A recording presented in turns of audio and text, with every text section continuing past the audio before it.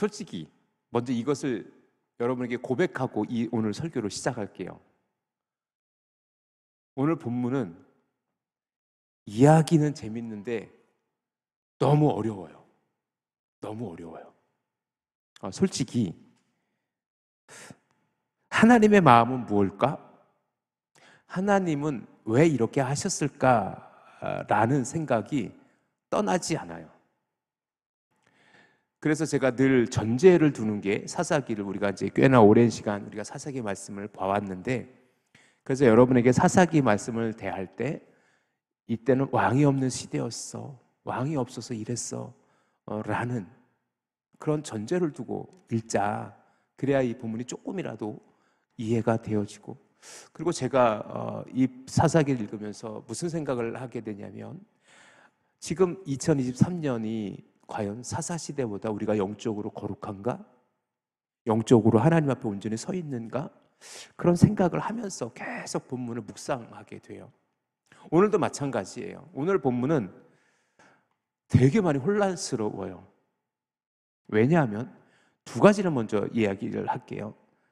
일단 이 모든 모든 그 사건의 출발점은 그 에브라임 지파 레위 사람의 첩과의 갈등에서 시작된 거잖아요. 그죠? 그리고 첩이 도망갔고, 그 첩을 넉 달 만에 찾으러 가서 다시 에브라임으로 오다가 기브아라는 곳, 베냐민 지파 족속인 기브아 사람들의 사는 곳에서 험한 일을 당해서 첩이 죽임을 당하고, 그것을 억울해했던 그 레위 지파, 그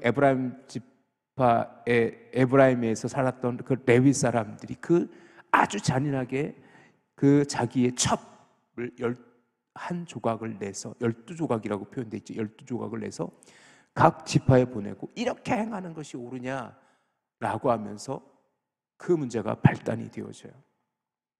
그래서 나머지 11지파가 이거는 있을 수 없는 일이야, 이거는 있을 수 없는 일이야 라고 해서 전쟁을 하게 돼요.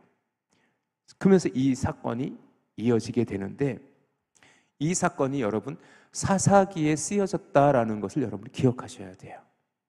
이 사건을 통해서 무엇을 말씀하시는지 우리가 잘 고민해보고 살펴볼 필요가 있고, 그리고 그러면 오늘 우리는 어떻게 믿음 생활을 하는데 이 본문이 우리 가운데 영적인 은혜가 될까?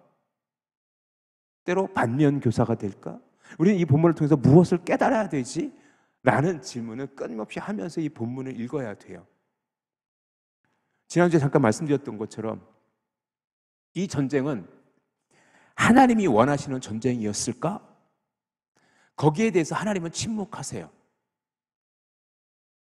중요한 건 뭐냐면 11지파도 그리고 베냐민 지파도 이 전쟁을 하게 되는, 그 전쟁을 결정하게 되는 과정이 굉장히 자의적이에요. 즉 뭐냐면 스스로 판단해버려요. 전쟁하기 전에 이들은 전쟁을 해야 되는지 하지 말아야 되는지 하나님께 묻지 않아요. 그런데 전쟁이 계속되어지면서 그 질문이 바뀌어지기도 하는데, 오늘 그걸 볼 거예요. 먼저 중요한 건 뭐냐면, 이 전쟁의 시작은 뭐냐면 결국 아주 사적인 에브라임 산지의 레위 지파의 그 첩 사건에서 시작된 거지만, 이것이 이제 이스라엘 전체 지파의 갈등이 되어져 버렸어요. 갈등이 되어져 버린 거예요. 여러분 기억하십시오. 갈등을 해결하는데 시시비비를 가리는 것만이 옳은가? 그것도 한번 고민해 볼 필요가 있어요. 중요한 건 뭐냐면 하나님께서는 도대체 무엇을 원하시지? 묻고 또 물어야 돼요.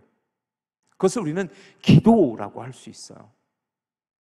단순히 기도는요, 제가 몇 번 말씀드렸지만 이것 주세요, 저것 주세요 라고 하면서 우리가 간구하는 것, 즉 뭐냐면 우리의 원하는 것을 충족시키는 하나의 도구로서의 기도를 여러분은 좀 다시 생각해 볼 필요가 있어요. 기도는 하나님께서 우리에게 무엇을 원하시지? 내가 지금 하려는 일이 하나님께서 원하는 거야? 라는 것을 확인하는 과정으로서의 기도도 굉장히 중요하다는 것을 여러분이 기억하시기를 주님의 이름으로 축원합니다. 그렇게 그들은 이제 3번의 전쟁을 하게 돼요. 3번의 전쟁을 하게 되는데, 이 전쟁을 왜 해야 되는지 서로의 정당성은 있어요. 어떤 정당성이냐면 11지파 사람들은 이스라엘 안에 있는 저런 기브아 사람의 악을 제거해야 된다라는 정당성을 가지고 있어요.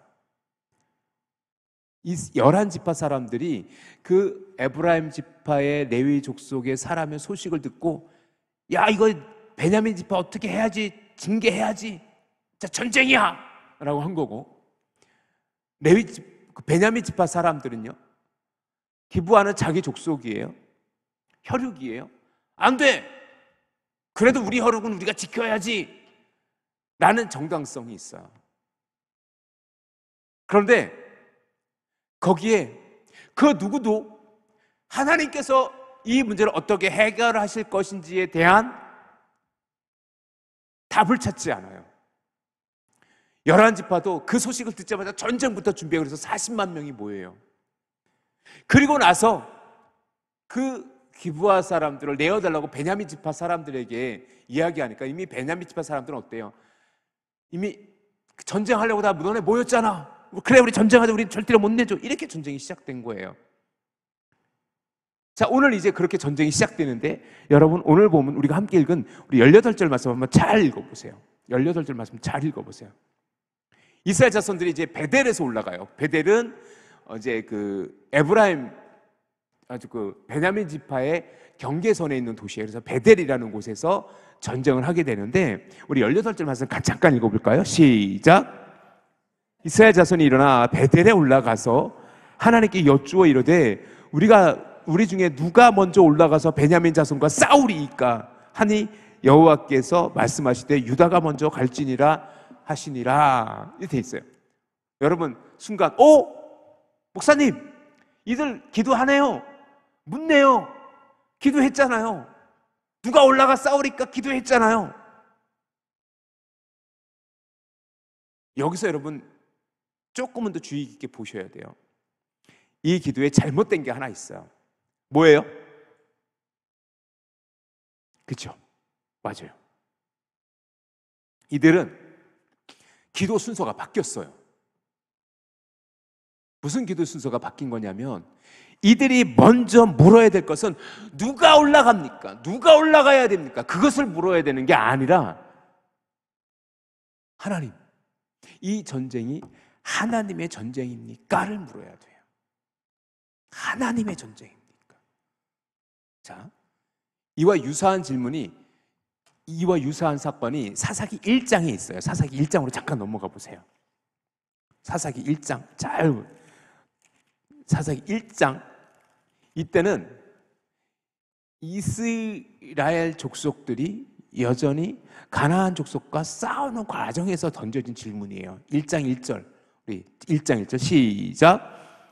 여호수아가 죽은 후에 이스라엘 자손이 여호와께 여쭈어 이르되 우리 가운데 누가 먼저 올라가서 가나안 족속과 싸우리까 했어요. 그죠? 근데 마치 이 이스라엘 지파 사람들이 오늘 본문에서 비슷하게 기도해요. 우리도 전에도 누가 올라가리까 기도했어, 우리도 한번 그렇게 기도해보자, 누가 올라가리까. 그랬더니 하나님께서 똑같이 대답하세요. 유다가 올라가라, 유다가 올라가라. 19절에 유다가 올라가라 이렇게 명령을 하세요. 1장 2절에도 유다가 먼저 올라갈지라 이렇게 답을 주세요.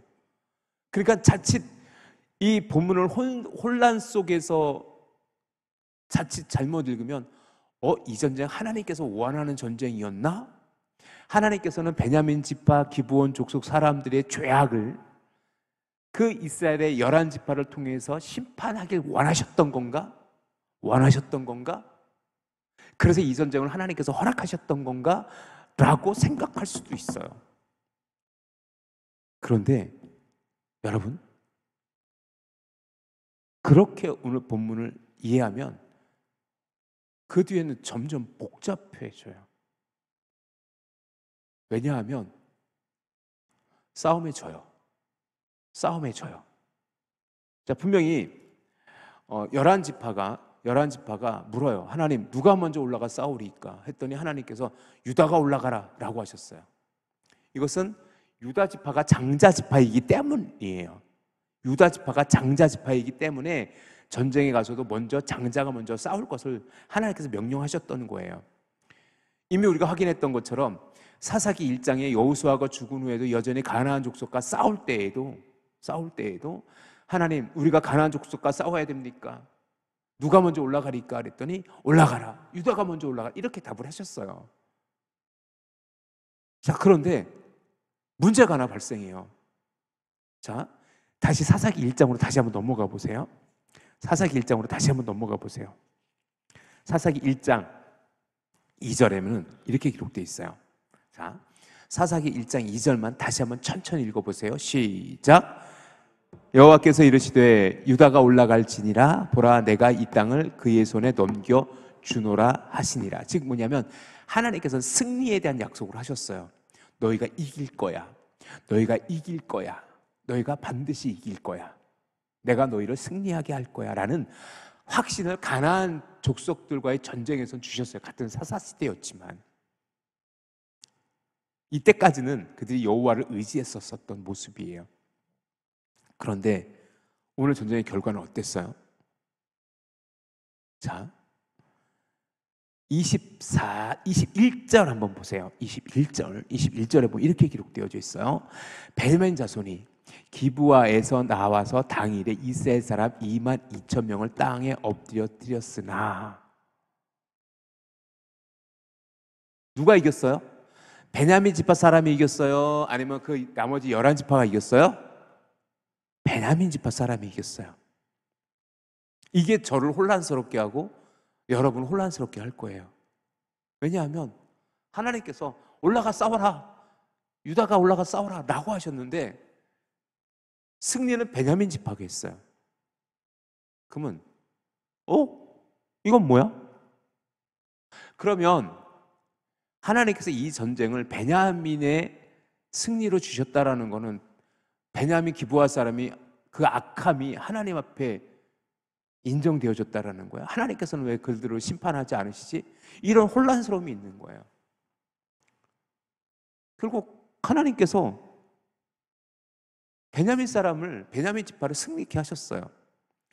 실제적으로 지리적으로 베냐민이 있는 곳이 기브아 쪽이 더 산지에 있어가지고 전쟁의 용이에요.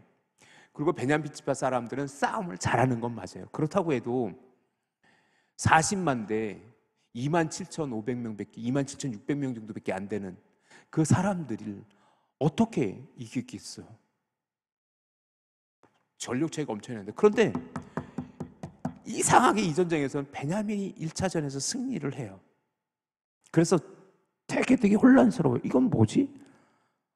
깔끔하게 11지파가 딱 이겨가지고 기브아 사람들에게 하나님의 의와 하나님의 정의로 그들을 심판하고 그들을 책망했다면 이 이야기는 깔끔하게 정리가 될 것 같은데 베냐민 지파가 이겨버려요. 1차전에서. 그래서 다시 전열을 정비해요. 그리고 23절의 기도를 여러분 잘 읽어보세요. 기도가 확 바뀌어버려요. 23절 한번 다시 보세요. 시작. 이스라엘 자손이 올라가 여호와 앞에서 저물도록 울며 여호와께 여쭈어 이르되 내가 다시 나아가서 내 형제 베냐민 자손과 싸우리이까 하니 여호와께서 말씀하시되 올라가라 가서 치라 하시니라. 기도 제목이 바뀌었지요. 첫 번째 뭐가 바뀌었어요? 싸워야 됩니까? 이 전쟁 하나님께서 원하는 전쟁이에요. 하나님, 이 전쟁에서 우리가 졌는데 하나님 어떻게 해야 됩니까? 내가 내 형제, 이제는 베냐민 지파를 형제라고 불러요. 형제, 내 형제 베냐민 지파와 내가 싸우리이까. 어떻게 해야 되겠습니까? 엄밀히 말하면 이 기도가 먼저 있었어야 됐었죠. 그런데 그런데 이 기도도 하나님께서 응답을 하세요. 뭐라고 하냐면 올라가 쳐라, 올라가 쳐라 라고 했어요. 그러면 이 11지파는 1차 전에선 비록 패하였지만 두 번째 전쟁은 또 하나님께서 올라가 치라 하셨으니 승리에 대한 기대가 있었을 거예요. 그런데 결론은 어떻게 되냐면 25절 말씀이에요. 25절, 베냐민도 그 이튿날 기브아에서 그들을 치러 나와서 다시 이스라엘 자손 18,000명을 땅에 엎드려 드렸으니 다 칼을 빼는 자였더라. 그게 뭐냐면 군사 18,000명을 또 죽여요. 그래서 두 번째 전쟁에서도 또 헷갈리게 되는데, 또 혼란스러운데, 또 베냐민 지파가 이겨요. 베냐민 지파가 이겨요. 베냐민 지파가 또 이겨요. 그래서 두 번의 전쟁을 통해서 4만 명, 즉 40만 명의 10분의 1인 4만 명이 죽임을 당해요. 즉 두 번의 전쟁에서 다 베냐민 지파가 승리했던 거예요. 오늘 우리가 읽은 본문이 여기까지예요. 여기까지 우리가 읽었는데, 자, 여러분 집에 돌아가서 48절까지 여러분이 다시 읽어보세요. 다시 읽어보세요. 3차 전을 와, 11지파 사람들은요 얼마나 혼란스러웠을까. 스스로 정당성을 갖고 있다고 생각했어요. 하나님, 저 기브아 사람들 잘못한 거잖아요. 어떻게 그 잔인하게 그 레위 지파의 첩을 그렇게 죽일 수가 있어요? 우리가 그래서 정의를 세우려고 했던 거 아니에요? 하나님 왜 그러셨어요? 라고 아마 그들은 기도했겠죠. 울며 불며 기도해요. 그런데 한 가지, 이스라엘 백성들이 한 가지 다른 모습을 보여요. 그것은 뭐냐면 27절 한번 보세요. 27절 잘 보세요. 잘 보세요. 이스라엘 자손이 여호와께 물으리라. 그때 하나님의 언약궤가 거기 있고, 하나님의 언약궤가 거기 있다는 걸 깨닫게 돼요. 하나님의 언약궤가. 이 전쟁하는 곳은 베델이라는 곳이에요. 베델 무슨 뜻? 하나님의 집이라는 뜻이에요. 많은 학자들은 이때에 이 전쟁을 위해서 언약궤를 가져왔을 가능성도 있어요. 왜냐하면 이때 하나님의 언약궤는 실로에 있어야 맞아요. 그런데 이 전쟁에서 마치 우리가 지금 그 사무엘 상에서 이스라엘의 사람들이 언약궤를 메고 전쟁에 나갔듯이 이들도 아마 언약궤를 베델에 모셨었던 것 같아요. 그 곁에 베델에 언약궤가 있다라는 것과 그 당시 제사장이었던 비느하스가 그 옆에 있다라는 것을 알게 돼요. 그리고 그들이 제사를 드리기 시작해요. 금식하며 번제와 화목제를 여호와 앞에 드려요. 하나님께서 그 하나님의 관계가 회복되길 원하셨던 것이요. 하나님께서 그 이스라엘 백성들의 번제와 화목제를 받으세요. 그리고 또 그때 그들은 물어요. 하나님, 어떻게 해야 됩니까? 싸우리이까 말리이까? 싸우리이까 말리이까? 결국 이때 하나님께서 그들에게 승리를 약속하세요. 이제서야. 28절 굉장히 중요한 본문이에요. 읽진 않았지만 28절 굉장히 중요한 본문이에요. 28절 한번 읽어봅시다. 시작. 아론의 손자인 엘르아살의 아들 비느하스가 그 앞에 모시고 섰더라. 이스라엘 자손이 여쭈기를 우리가 다시 나아가 내 형제 베냐민 자손과 싸우리이까 말리이까 하니 여호와께서 이르시되 올라가라. 내일은 내가 그를 내 손에 넘겨 주리라 하시니라. 이제서야 하나님께서 이 전쟁을 하나님께서 승리로 주겠다고, 승리하게 하겠다고 이제서야 말씀하세요. 이제서야 말씀하세요. 즉 뭐냐면 앞에서는 뭐예요? 그들의 혈기, 그들의 감정, 자신의 정당성 갖고 전쟁을 했던 거예요. 자, 우리는 올라갈 거야. 하나님 누가 갈까요? 졌어. 왜 졌지? 하나님 우리 졌어요. 또 올라가요? 올라가. 근데 그때까지는 뭐예요? 제가 묵상하면서 공부하면서 설교 준비하면서 깨달아진 거는 뭐냐면 이 전쟁, 하나님께서 기뻐하지는 않으셨던 것 같아요. 형제 간의 전쟁이잖아요. 이스라엘 안의 전쟁이잖아요. 그런데 결국 하나님께서는 그렇다고 해서 기브아 족속의 죄악을 그대로 두실 수는 없었어요. 그대로 두실 수는 없었어요.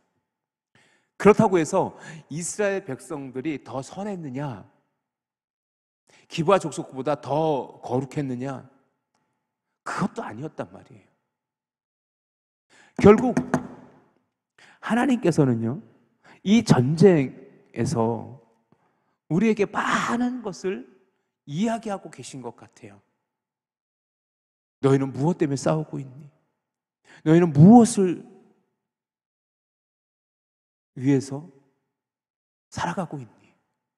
무엇을 위해서 너희는 살아가고 있니? 라고 묻는 것만 같아요. 결국 3차전에서 이들은 아이성 전투에서 했던 전략처럼 이 이스라엘 11지파들이 또다시 전쟁을 해요. 나가는데 18명이 먼저 전사를 해요. 죽어요. 그러니까 짐짓 도망쳐 나와요.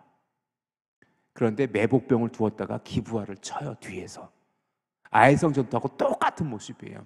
기브아를 쳐요. 그 성을 쳐요. 그래서 다시 협공해서 베냐민 지파 사람들을 거의 전멸시키듯 해요. 25,000명을 죽였어요. 25,000명. 26,000여 명이 모인 곳에서 25,000명이 죽어요. 1,600명 정도밖에 살아남지 못해요. 1,600명 정도밖에 못 살아나요. 그래서 그들을 또 추격해요. 또 추격해서 나머지 600명만 살아남게 돼요. 47절 한번 보실래요? 47절 우리 같이 한번 읽어봅시다. 시작. 베냐민 사람 600명이 돌이켜 광야로 도망하여 림몬 바위에 이르러 거기에서 넉 달 동안 지냈더라. 즉 뭐냐면 그들은 600명만, 처음에 26,600명이 모였던 26,500명 가까이 모였던 그 많은 베냐민 사람들은요, 처음에는 첫 번째 전쟁에서도 이기고 두 번째 전쟁에서 이겼지만 마침내 세 번째 전쟁에서 베냐민 지파는 완전히 진멸하다시피 해요. 진멸하다시피 해요. 결국 여기까지만 읽으면 그럴 수 있겠다, 이해가 되어지기도 해요. 한편 그런데 심각한 일이 벌어져요. 어떤 일이 벌어지냐면 48절 한번 보세요. 48절 시작. 이스라엘 사람이 베냐민 자손에게로 돌아와서 온 성읍과 가축과 만나는 자들을 다 칼로 치고 닥치는 성읍은 모두 다 불살랐더라. 진멸하는 거예요. 그래서 우리가 다음 주에 보겠지만 살아남은 베냐민 사람들은 이젠 장가들 여인이 없어가지고 멸족될 위기에 처하는 상황이 벌어져요. 여기서 제가 마지막으로 주목하고 싶은 건 뭐냐면, 베냐민 지파 사람들 왜 그러는 거야? 그 베냐민 지파 사람들이 왜 그렇게 행동했는지도 혼란스럽지만, 그 나머지 11지파 사람들은 왜 이 베냐민 지파 사람들을 진멸하려고까지 했을까? 이 48절의 이야기, 오늘 보면 48절, 이스라엘 사람이 베냐민 자손에게로 돌아와서, 즉 뭐냐면 싸우고 돌아와요. 전쟁에 승리해. 600명은 도망가요. 25,000명 가까운 사람들을 다 죽였어요. 완전한 승리를 했어요. 이제 충분히 기브아 사람들의 죄악을 책망했어요. 거기서 끝나야지요. 갑자기 그들이 베냐민 지파 땅으로 가요. 그리고 베냐민 사람 자손들에게 돌아와서 온 성읍과 가축과 만나는 사람들을 다 칼로 다 치고, 닥치는 성읍은 모두 다 불살라버려요. 뭐 한 거예요? 하나님께서 처음 가나안 땅을 정복했을 때 이렇게 하셨어요. 이걸 진멸법이라고 해요. 다 진멸해. 이거 했는데 엉뚱하게 지금 뭐예요? 자기 형제 지파, 기브온 사람들이 잘못한 거 알겠어요. 어쨌든 세 번의 전쟁을 통해서 하나님께서 베냐민 지파로 하여금 승리케 하셨잖아요. 그런데 왜 이런 학살이 일어나냐고요. 왜 이런 학살이 일어나냐고요. 뭐예요? 감정을 주체하지 못했던 것 같아요. 성경에 그 이유가 나와 있지 않아요. 왜 베냐민 지파를 이렇게까지 했는지 이유가 나와 있지 않지만 제가 오늘 본문을 묵상하면서 이것은 광기다. 뭐냐면 이 11지파 사람들은 세 번의 전쟁을 했잖아요. 1차전, 2차전, 3차전 세 번의 전쟁을 했는데 그중에 첫 번째와 두 번째 전쟁에서 4만 명이라는 사람이 죽었어요. 40만 명 중에 10분의 1이 죽었어요. 그리고 세 번째 전쟁에서 그들은 이길 수 있었어요. 여기까지예요. 여하됐었어요. 그런데 이제는 뭐예요? 그들의 안가품이라고밖에 보여지지 않는 행동을 해요. 이것도 또한 하나님께서 원하는 모습은 아니지 않을까? 왕이 없으므로 이젠 자기 감정대로 해버리는 거예요. 이것은 징계도 전쟁도 아닌 학살 그 이상도 그 이하도 아니에요. 학살해버려요. 이제는 이들이 왜 전쟁을 했어야 되는지 정당성도 없어요. 당위성도 없어요. 명분이 없어요. 왜 이렇게 하는지 모르겠어요. 즉 처음 이 전쟁의 이야기로 다시 돌아가 보세요. 처음에 이 전쟁을 했었던 이유는 뭐예요? 그 11지파가 기브온 사람들, 즉 베냐민 지파에 속한 기브아 사람들의 죄악이었잖아요. 그랬잖아요. 그런데 이제는 그 명분은 온데간데 없어지고 그 이스라엘 11지파가 베냐민 지파를 멸족시키는 그 거의 진멸하다시피 그 모든 성읍을 불사르고 모든 사람을 다 죽여버려요. 여인도 마찬가지고. 왜요? 감정, 보복, 이런 감정이에요. 결국 오늘 이 전쟁은요,